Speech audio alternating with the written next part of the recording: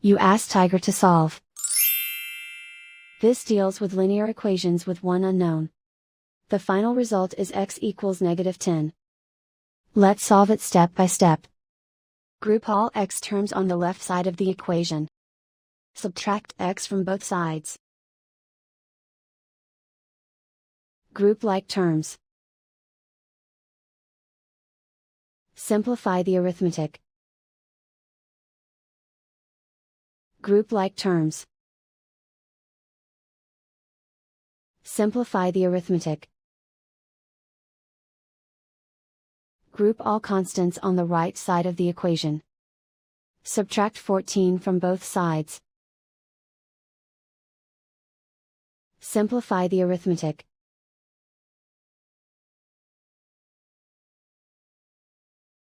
And so the final result is x equals -10.